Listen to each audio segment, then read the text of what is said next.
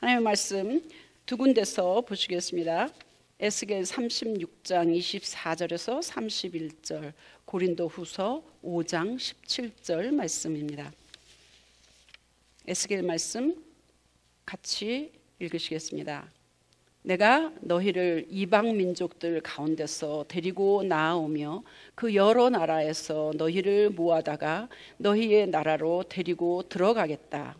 그리고 내가 너희에게 맑은 물을 뿌려서 너희를 정결하게 하며 너희의 온갖 더러움과 너희가 우상들을 섬긴 모든 더러움을 깨끗하게 씻어주며 너희에게 새로운 마음을 주고 너희 속에 새로운 영을 넣어주며 너희 몸에서 돌같이 굳은 마음을 없애고 살갗처럼 부드러운 마음을 주며 너희 속에 내 영을 두어 너희가 나의 모든 율례대로 행동하게 하겠다.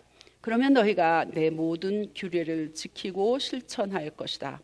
그때에는 내가 너희 조상에게 준 땅에서 너희가 살아서 너희는 내 백성이 되고 나는 너희의 하나님이 될 것이다.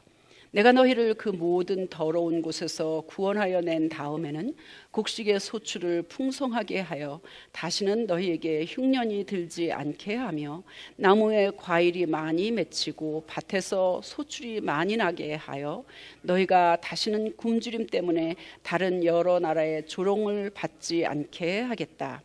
그때에 너희가 너희의 악한 생활과 좋지 못했던 행실들을 기억하고 너희의 온갖 악과 역겨운 일들 때문에 너희 자신을 미워하게 될 것이다. 고린도후서 5장 17절 또 같이 읽습니다. 그런즉 누구든지 그리스도 안에 있으면 새로운 피조물이라. 이전 것은 지나갔으니 보라 새 것이 되었도다. 아멘.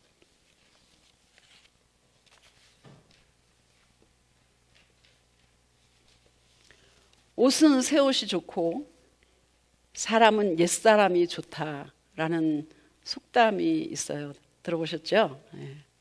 물건은 새 것이 좋고 사람은 오래 사귀어서 정분이 두텁고 서로를 잘 아는 그런 사람이 좋다라는 말입니다. 동의하세요? 아니라고 생각하는 사람이 혹 있을 수도 있어요. 그죠? 물건은 손에 익은 게 쓰기가 편하고 훨씬 좋은데 사람은 새 사람을 만나면 허니문이라서 더 좋던데 이런 사람도 있을 수 있습니다. 아무튼 전도서의 말씀 1장 9절 3장 15절에는 이미 있던 것이 훗날에 다시 있을 것이고 이미 일어났던 일이 훗날에 또 다시 일어날 것이다. 또 지금 있던 것은 이미 있었던 일이고 앞으로 있을 것도 이미 있는 것이다. 이렇게 전도서에 기록되어 있습니다. 하나님께서는 똑같은 일을 자꾸 되풀이하신다 이런 말입니다. 그렇습니다. 이런 거 많이 경험하시고 많이 느끼지 않으세요? 해가 바뀌었지만 오늘처럼 지난 주일에도 똑같이 우리는 예배를 드렸습니다. 어제 잠잤던 것처럼 오늘 밤에도 잠을 잘 것입니다. 운전해갖고 온 일, 그 길을 또 오늘도 내일도 갈 것입니다. 그렇죠? 그런데 하나님께서는 이사야 43장 18절에서 이제 내가 새 일을 행하겠다. 에스겔 본문 우리가 읽은 말에도 우리에게 새 마음, 새 영을 불어넣어 주실 것이다. 바울도 고린도 후서에서 그리스도 안에 있으면 우리는 새로운 피조물이라. 이전 것은 지나갔고 보라 새 것이 되었다다. 이렇게 말씀하십니다.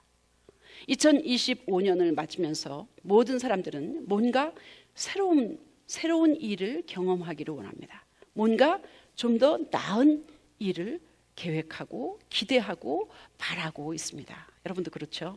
저도 그렇습니다. 여러분은 무슨 계획이 있으세요? 여러분은 올해에 무슨 기대를 하시면서 사세요? 하나님은 여러분과 저를 향하여서, 우리 교회를 향하여서, 우리 자녀들을 향하여서 어떤 계획을 가지고 계실까? 어떤 기대를 하고 계실까요? 하나님이 하시는 새 일은 전에도 있었던 일입니다. 단 우리의 마음, 우리의 생각, 세상을 보는 눈, 사람을 대하는 태도, 가치관을 바꾸시면 같은 상황이라도, 같은 환경이라도, 같은 고난이라도, 같은 사람이라도 이를 대하는 우리의 안목, 가치관, 우리의 태도가 얼마든지 은혜롭게 바뀔 수 있습니다. 그게 바로 하나님이 우리를 향하여서 새롭게 하신다는 말씀입니다. 제가 스프링스 오기 전에 푸에블로에서 살았는데 계속해서 사택에서 살았습니다. 사택이 바로 옆에 교회에 있기 때문에 새벽에 교회를 가려면은 뭐 5시 반 이럴 때 그냥 나와서 그냥 몇 발자국 걸어가면 교회였습니다. 그런데 하루도 빠지지 않고 따뜻할 봄, 여름이면 건너편 앞집에 있는 할머니가 지금은 돌아가셨을 것 같아요. 그런데 언제든지 그 바깥에 나오셔서 잔디밭을 돌아보시는 것을 저는 보았습니다. 잡초를 뽑고 뭐 이러고 저러고 하면서 제 생각에 저 할머니 밤에 저거 하고 싶어서 어떻게 주무셨을까? 이런 생각을 했었어요. 솔직히 말해서 참 어리석다 그렇게 생각을 한 적이 있었습니다. 그런데 제가 7년 전 스프링스로 이사 오면서 처음으로 집을 사게 되었습니다. 잔디를 갖게 되었습니다. 잔디를 가꾸다 보니까 봄이 되면 잔디에서 파란 싹이 나오고 그게 참 신기했습니다. 그래서 새벽 기도를 끝나고 아침 일상이 저의 취미 생활, 하루를 여는 그런 시작 되었습니다. 그 할머니처럼 살아있는 잔디, 나무, 풀 거기에 생명이 있습니다. 그렇죠? 생명이 있다 보니까 죽었던 것 같다가도 살아나기도 하고 시들어서 죽어버리기도 하고 그죠? 자라나고 꽃이 피고 열매를 맺고 보기 좋고 이런 걸 보면서 새삼 하나님이 만드신 피조물이라는 것에 참으로 신비함을 느끼게 되었습니다. 그리고 감사하게 되었습니다. 하나님이 나의 생각을 바꾸시니까 어리석게 보였던 그 할머니가 참 귀해 보였고 나 또한 그런 일을 하고 있구나 생각을 하게 되었습니다. 십자가의 도가 멸망하는 자들에게는 미련한 것이요 구원을 얻는 우리에게는 하나님의 능력이라. 그 말씀이 새삼 실감이 되었습니다. 예전에는 제가 교회 열심히 다니는 사람 참 어리석게 보였습니다. 아직도 제가 몇 번 말씀드린 것 같은데 난생 처음 금요 철야 기도회에 갔을 때에 은혜 받고 새벽에 5시에 나왔을 때의 그 감동, 감격이 아직도 생생하게 기억나는데 요즘처럼 저녁에 가서 뭐 심야기도회라고 하는데 많은 교회들이 철야기도회라고 부르더라고요. 7시 반, 8시에 모여서 뭐 10시 반, 11시에 헤어지는데도 철야기도회라고 하는데 그 당시에는 실제로 진짜 밤을 꼬박 새서 기도했었습니다. 통행금지가 있었기 때문에 11시 반 정도에 교회에 모여서 새벽 통금이 해제되고 나면 아침에 교회에서 나왔었는데 성령 체험을 하고 눈물 콧물 흘리고 방언 은사를 받고 토요일 새벽에 교회를 나섰는데 온 세상이 새롭게 보여졌습니다. 다르게 보였습니다. 나무, 구름, 하늘, 나뭇잎, 바람 이런 거 모든 것들이 너무나도 새롭고 신비하게만 보였고 감사했습니다. 아무것도 바뀐 게 없었는데 제 영이 새로워지니까, 하나님이 제 마음을 새롭게 해주시니까 모든 것들이 다 달라지게 보였습니다. 사람도 바뀐 게 없었습니다. 저희 남편도 저희 시어머니도 전과 똑같았는데 그들을 바라보는 제 눈이 새로워졌습니다. 바뀌었습니다. 하나님은 그때 이후로 끊임없이 주어진 상황, 환경, 사람들을 향한 저의 시각, 저의 태도, 저의 마음을 바꾸시니까, 새롭게 하시니까 때로는 평안케도 하시고, 때로는 비판하게도 하시고, 때로는 낙심하고 불평하게도 하시고, 때로는 절망하게도 하시고, 그런가 하면 주님 주시는 그런 마음으로, 새 마음으로 사랑하고 용납할 수 있게 하시고 감사하고 기뻐하게 하십니다. 전도서 말씀처럼 해 아래는 새 것이 없습니다. 그런데도 하나님은 피조물을, 여러분과 저를 새롭게 하십니다. 마치 죽은 것 같았던 나무에서 새싹이 솟아나듯이, 죽었던 잔디에서 봄이 되면 파릇파릇 새싹이 나오는 것처럼 주님이 죄로 죽었던 죄인 여러분과 저를 살리셔서 하나님의 놀라우신 권능으로 새롭게 하셨습니다. 죄인을 변하여서 하나님의 자녀가 되는 놀라운 특권과 축복을 받게 하셨습니다. 그래서 그것이 감사하고 그것을 찬양합니다. 새롭게 하심을 찬양합니다. 또 계속해서 새롭게 하소서 기도할 수 있습니다. 해 아래 새 것이 없나니, 그죠? 그런 찬송 들어보셨죠? 네, 한번 해볼까요? 해 아래 새 것이 없나니 이 죄인 살리신 주, 보라 새롭게 되니 피조물, 주의 놀라운 권능 찬양하세 우리 주. 오 주여 영광 받으소서, 새롭게 하소서,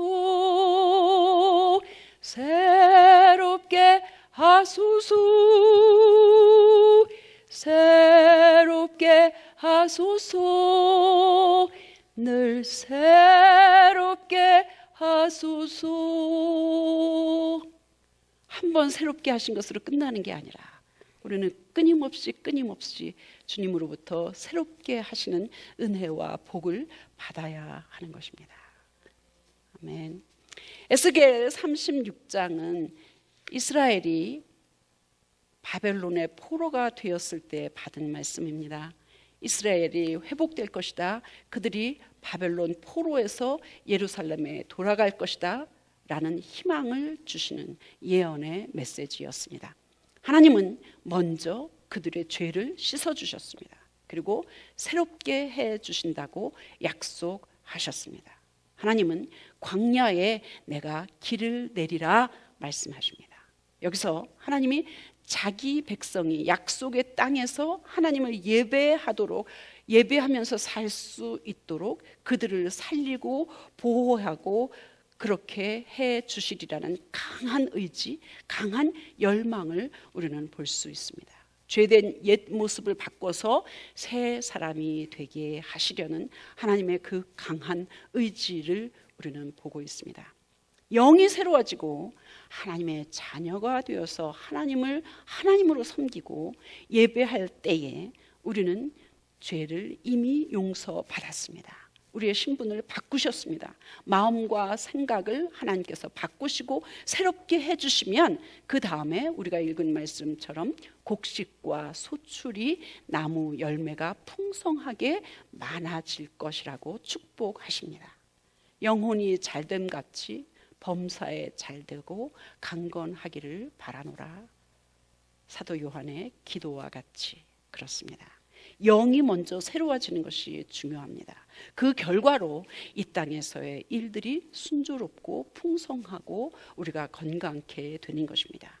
물론 순종하고 잘 믿어도 우리에게 하나님께서 때로는 고난을 허락하실 때가 얼마든지 있기는 하지만 말씀입니다.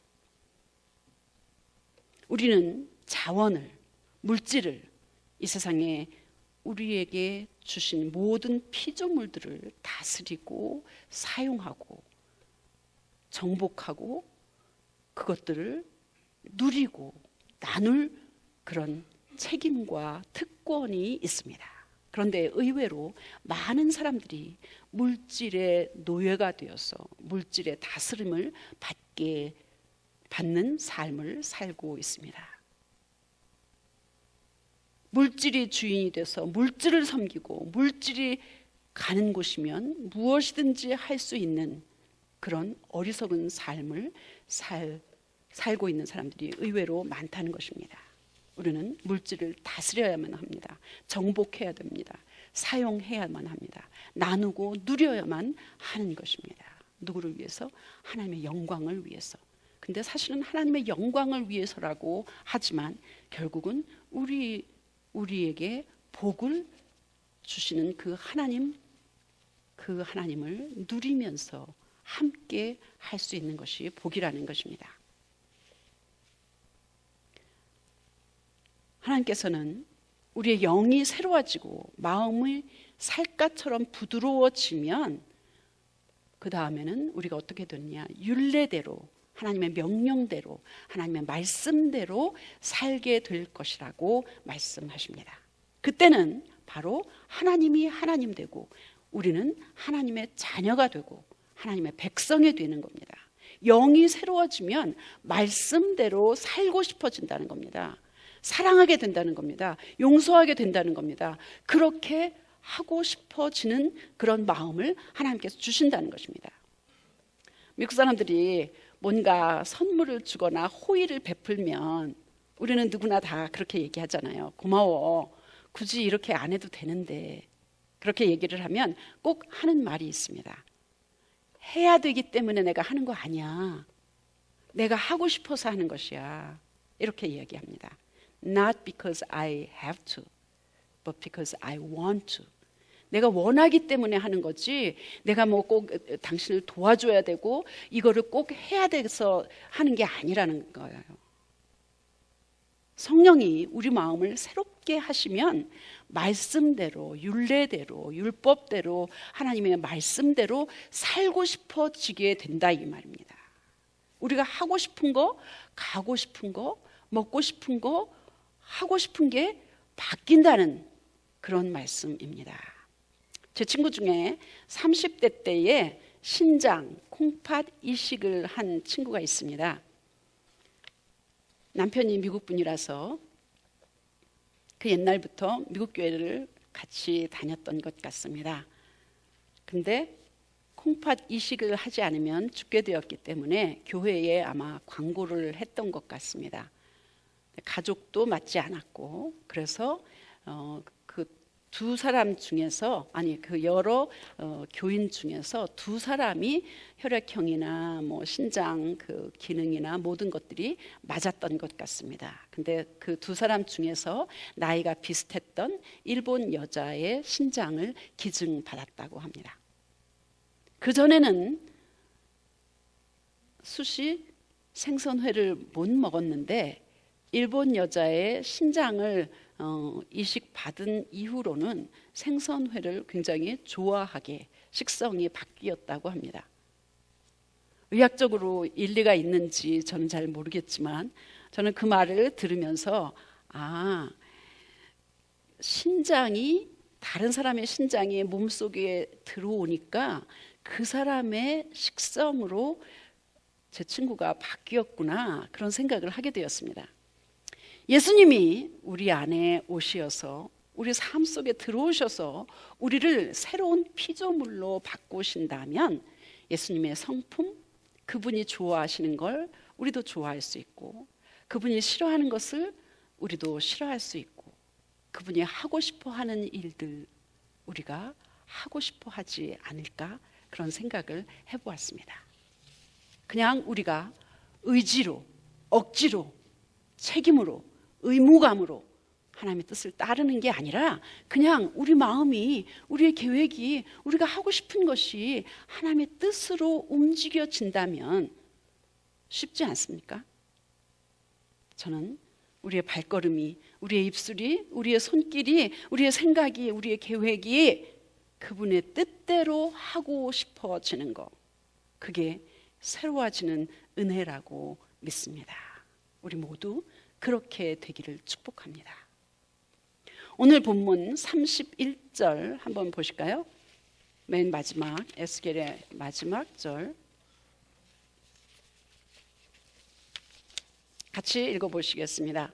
그때에 너희가 너희의 악한 생활과 좋지 못했던 행실들을 기억하고 너희의 온갖 악과 역겨운 일들 때문에 너희 자신을 미워하게 될 것이다. 어떠세요? 악이 악인 줄 모르고, 죄가 죄인 줄 모르고, 더러운 걸 모르고 깨닫지 못하는 것이 사실은 가장 불쌍한 것입니다. 내가 어떻게 그런 삶을 살았을까? 내가 어떻게 그런 생각, 그런 행동을 하면서 살았을까? 내가 왜 그게 그렇게 좋았을까? 생각하니까 예전에 악한 그런 죄된 그런 생활을 생각하니까 역겹고 너희 자신을 미워하게 될 것이다, 이렇게 기록하고 있습니다. 이거는 그냥 후회가 아닙니다. 이미 새로워지고 나니까 내가 아직도 그 죄의, 그 악한 것, 그 역겨운, 그 더러운 것을 아직도 내가 끼고 있었다면 어쩔 뻔했을까? 하나님이 나를 구해주셔서, 건져주셔서 지금은 보기 싫어 이런 생활을 하고 나니까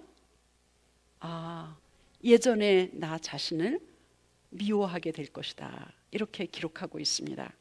그죠? 내 스스로는 여전히 그 상황에 있을 수밖에 없는데 구해주신 하나님의 은혜를 생각하니까 너무나도 감사합니다. 그래서 찬양합니다. 아직 극복한 것이 있다면, 여러분 아직도 극복하지 못한 것이 있다면 올해에 바로 이런 은혜를 받으시기를 축복합니다.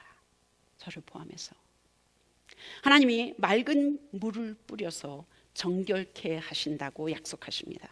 하나님이 새 일을 행하신다고 약속하십니다. 우리 속에 새로운 영, 새로운 마음을 주셔서 강팍하고 완악하고 억센 그런 마음, 그런 태도를 바꾸어서 살갗처럼 부드럽고 온유하게 따뜻하게 해 주신다고 약속하십니다.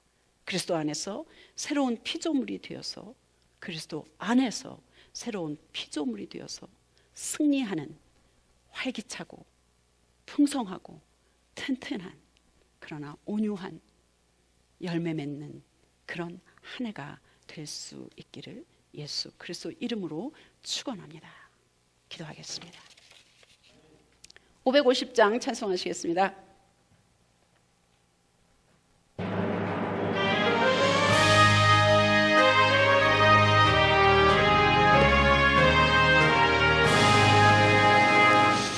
시온의 영광이 빛나는 아침, 어둡던 이 땅이 밝아오는 슬픔과 애통 기쁨이 되니 시온의 영광이 비춰오네. 시온의 영광이 빛나는 아침, 매였던 종들이 돌아오네.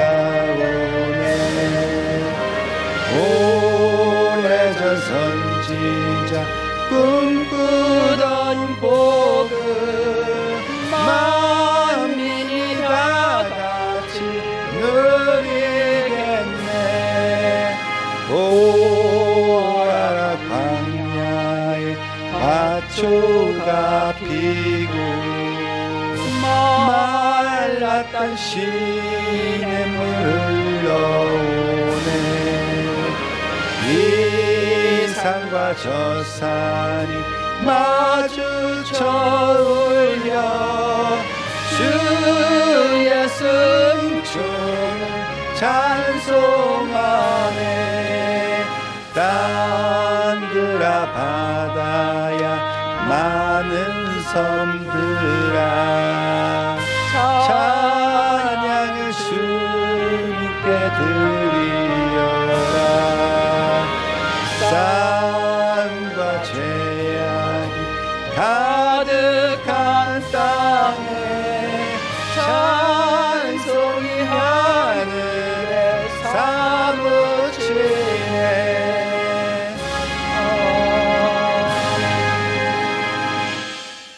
하나님이 우리를 새롭게 하셨습니다.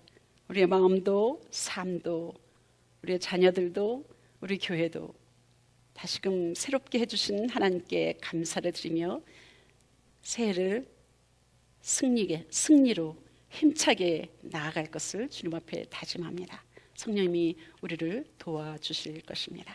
이제는 우리 주 예수 그리스도의 은혜와 하나님 아버지의 극진하신 사랑하심과 성령님의 도와주심, 함께하심, 위에서 기도해 주심, 새롭게 하심, 그 모든 은총이 우리 모두에게 어려움을 겪고 있는 우리 조국 한국 땅에, 이 땅에 이제부터 영원토록 함께 하시기를 간절히 축원하옵나이다. 아멘. 할렐루야.